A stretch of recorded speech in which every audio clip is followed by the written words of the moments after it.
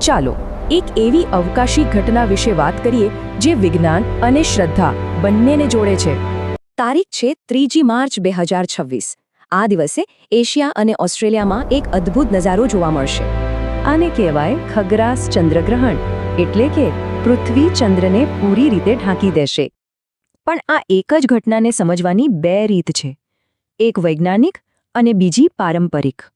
વિજ્ઞાન કહે છે કે આ બ્લડ મૂન પૃથ્વીનો પડછાયો છે, પણ પરંપરા તેને કંઈક અલગ જ માને છે. અને પરંપરાગત રીતે આની સાથે જ શરૂ થાય છે સૂતક કાળ. ગ્રહણના બરાબર 9 કલાક પહેલા સૂતક શરૂ થઈ જાય છે.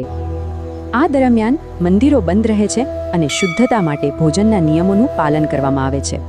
ખાસ કરીને ગર્ભવતી મહિલાઓ માટે ખાસ સૂચનો હોય છે, જેમ કે ઘરમાં રહેવું અને ધારદાર વસ્તુઓથી દૂર રહેવું.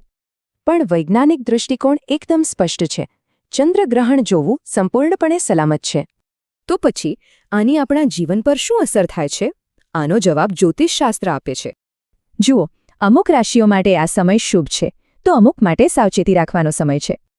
આ રસ ઓનલાઈન પણ દેખાય છે, જ્યાં વૈજ્ઞાનિક સમજૂતી કરતાં જ્યોતિષની વાતો વધુ થાય છે. એટલે એક જ આકાશી ઘટના અને તેને સમજવાની બે અલગ અલગ પદ્ધતિઓ. તો સવાલ એ છે કે વિજ્ઞાન અને પરંપરા બંનેમાં આપણી આટલી ઊંડી શ્રદ્ધા શું દર્શાવે છે?